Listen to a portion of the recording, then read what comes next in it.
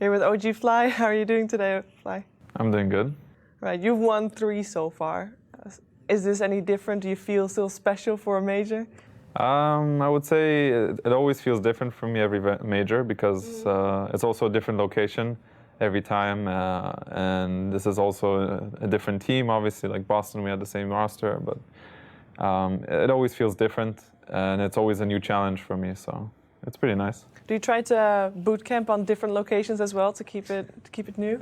Not exactly. It kind of just so happened that we went to Austria because Red Bull helped us out, and that's pretty much where their headquarters are. So it was easy for them to hook us up. So I mean, we usually boot camp close to where we are gonna actually have the competition. This time it was Austria. I've never been there. Cool place though. Yeah, I saw the videos. Yeah. You went hiking with the team. Yeah, we went hiking. We did some fun stuff. It's good to sometimes take your mind off of Dota. And then it kind of, like you kind of long for playing Dota again. You know, you take a little bit of time off and then you want to do it more. So it definitely helps to kind of relax yourself and then go into it. So you feel a successful boot camp? Yeah, definitely. I think we tackled some issues, but we learned a lot. And we also know we still have a lot to learn after it. But it was a fun boot camp for sure. Right, because, you know, going into a major again, do you have other ways of keeping it fresh, keeping it new, having maybe different training routines that you normally do? It always does feel a little different to me. Like everything is related. Like the only thing that's the same is that you're kind of just playing the same game still, but the game is still different. Yes. So I think it's related a lot to the patch because Dota changes, and then there's new exciting things, new heroes, new ideas, and that kind of keeps it fresh for us. So in terms of training routine, it doesn't change too much. Obviously, we do we improve on certain aspects of how we train and what to look out for. But it's mostly the game that keeps us fresh in the end.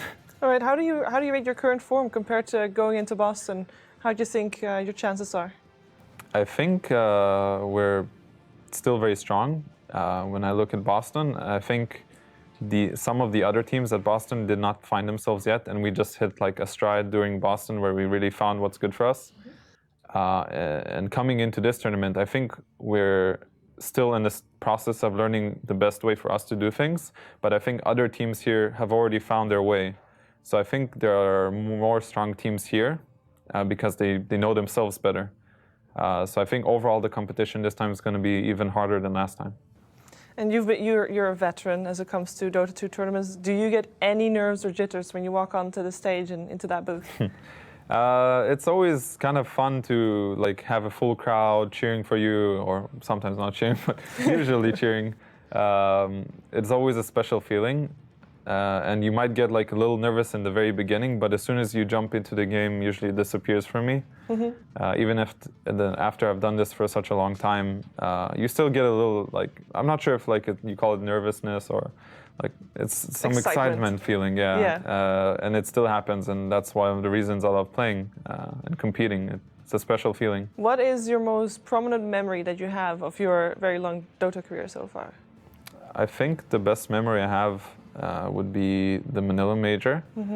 I think that was, first of all, an incredible tournament, probably my favorite all time.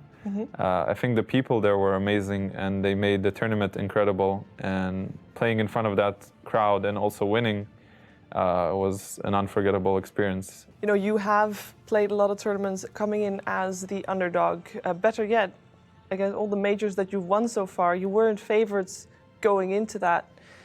I think people are now, you know, they're okay with OG not being underdogs. Everybody is expecting you to perform well. How is that impacting you? I would say that being an underdog is better, or sometimes not even being an underdog, just being under the radar. If you look at teams here like Virtus Pro and Secret, who didn't really have the spotlight on them, but everybody knows they're good, but they're kind of flying under the radar now, and people are looking at IG and also us.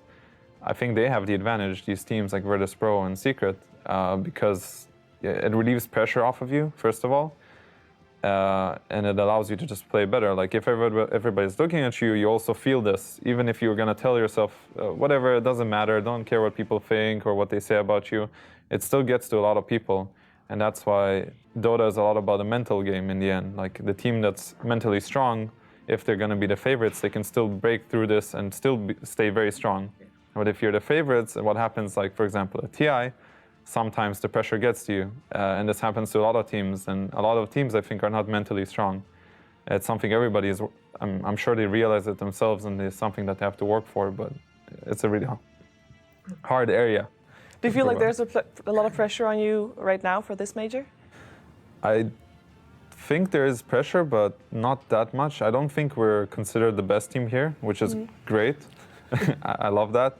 But definitely we have eyes on us. I think we're in a state where we're kind of in between. We're not exactly the favorites, but we're definitely high up there. But, you know, so I would say we're looking pretty okay for now. And like I'm feeling pretty good myself about the whole situation.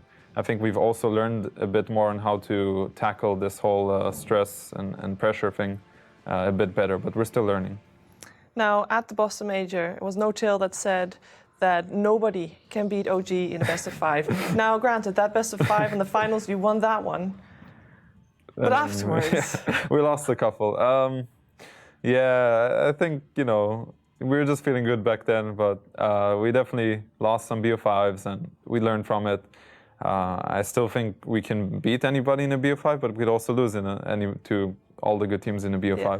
So... Can you talk to me about DAC in specific? I mean, that was a team that you've previously beaten in the same tournament, and then the finals looked fairly one-sided. I think what happened in DAC was that we beat IG in the winner bracket finals, but we didn't feel that good about it. We felt like we won, but we didn't really win. In a sense, we beat them, but we felt like they actually played better. So we weren't very happy about it. And then going into the finals, I think they knew that, and they came in like really strong. They knew that they were actually better than us at this moment, and they understood things better than us, and they just like destroyed us pretty much.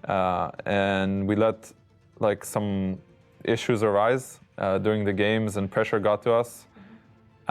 We definitely tackled something we haven't tackled as a team before. And it's good that we lost there because it just helps us in the future. But yeah, the pressure got to us, and our mindset was completely off. But we learned from it. We lost to ourselves, and we lost to a team that was really strong and really wanted to beat us back then. You feel like you fixed all the issues that you encountered during that time? I don't think we fixed all our issues, but I think we tackled some of them, and we're still improving on it day to day, and we have new issues arise every time, but we work on them. That's Dota. But yeah, like, you know, you got to break down before you build up sometimes, and I think that's the main thing. How do you feel your playstyle has changed over the last couple of months, since Boston as well? Obviously, the patch changed, but... Yeah. I think we used to play very one-dimensional strats, or maybe not one-dimensional, but we had specific strats that we always went for. The main thing for us that changed is that we just added more strategies to our arsenal, different heroes and different timings, because some teams will only be able to play a certain strat and feel good about it, but the teams who can play several different strategies, you know, not just like some split push thing or not just full team fight thing, they can play different things, then it becomes a nightmare to draft against them because they can play anything and they understand it. Yeah. So I think we have evolved since then, and we have other big different timing strategies that we can go for.